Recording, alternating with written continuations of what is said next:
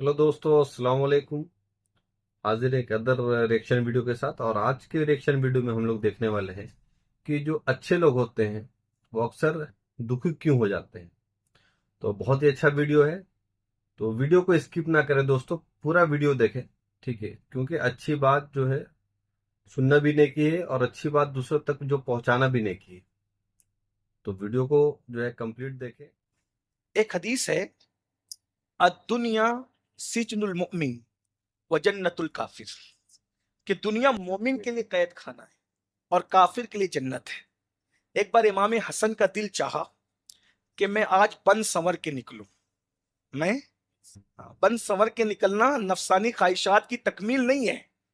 ये बात भी मैंने आपको पहले कह दिया, वो अलग सी बात। बहरहाल तो हजरत इमाम हसन ने नाना का मामा बांधा, बाबा की जुल्फिकार ली, चच्चा जाफर तैयार का पटका, और इस शान से जब फातिमा का चांद निकला तो लोगों को यूं लगा कि जैसे आमिना के चांद ने दोबारा फिर तुलू किया। क्योंकि हम शबीए रसूल थे ना, एक सीने तक मुशाबे, एक वहां से पांव तक, हुस्न सिप्तैन उनके जामों में है, नीमा नूर का तेरी नस्ल पाक में है, बच्चा बच्चा नूर का तू है, ऐने नूर तेरा सब घराना नूर का।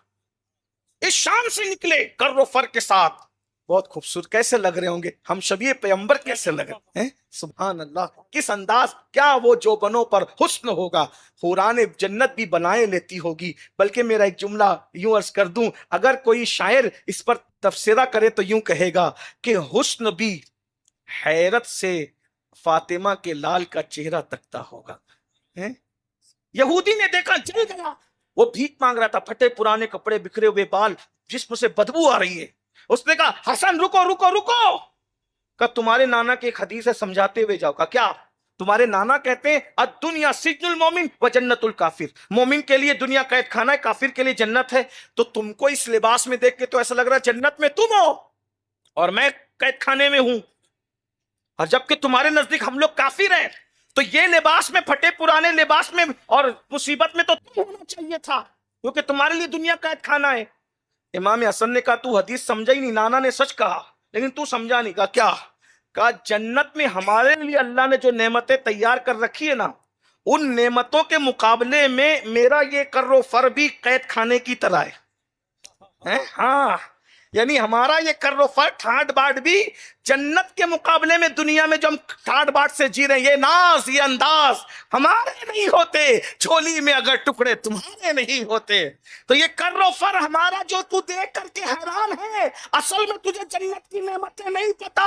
जन्नत में अल्लाह ने जो नेमतें हमारे लिए तैयार कर रखी है, उसके मुकाबले में ये कर्रो फर कैद खाने की तरह है। और अल्लाह ने जहन्नम में तेरे लिए जो अजाब तैयार कर रखा है, उसके मुकाबले में ये तेरी मुसीबतें जन्नत की तरह है। ये याद रखना। तो याद रखिए, नफसानी ख्वाहिशात के मुखालफत करोगे तो अल्लाह हमारी दुनिया को भी जन्नत बना देगा। अब इसका यह मतलब नहीं कि आप अच्छा ना पहने, अच्छा ना खाएं। अच्छा पहने, अच्छा खाएं, ये सोचकर अगर आप अच्छा इसलिए खाते हैं ताकत जिस्म में आएगी, अल्लाह की इबादत करूंगा, तो आपका हर लुक्मा इबादत है। अच्छे कपड़े इसलिए पहन रहा हूं कि अल्लाह का शुक्र अदा होगा, ये भी इबादत है। वो बात भी अधूरी रह जाएगी, मैं बात उसको पूरा कर लेता हूं कि उस बुजुर्ग ने फरमाया कि दरिया से जाके कहना कि उसने कभी अपनी बीवी को हाथ नहीं लगाया, उसके हुक्म से आया। जैसे का दरिया दो हिस्सों में फट गया, रास्ता बन गया, वो चलते हुए चला गया। उनको खिलाया, वो खाना खाए। खाना खाने के बाद का हजरत पीर साहब ने तो ये कहा था, अब जाऊंगा कैसे? कहा दरिया से कहना कि मैं उसके हुक्म से आ रहा हूं जिसने पूरी जिंदगी में कभी खाना ही नहीं खाया। ये तो और बड़ी बात हो गई, आंखें फटे की फटी रह गई। का ये पूरा खाना भी चट कर गए और कहते कभी खा। पर अल्लाह वालों पे एतबार था, एतमाद था। गए, दरियाओं का दरिया फट गया, रास्ता बन गया, चले गए। पीर साहब से कहा हजरत बात समझ में नहीं आई, दोनों ने झूठ बोला, लेकिन हैरत यह है कि झूठों की बात दरिया ने माना कैसे? मुझे फलसफा समझाइए, इसका मतलब आप लोग झूठे नहीं हो। का बेटा, लोग इसलिए बीवी के करीब जाते कि अपनी नफसानी ख्वाहिशात को पूरा करें।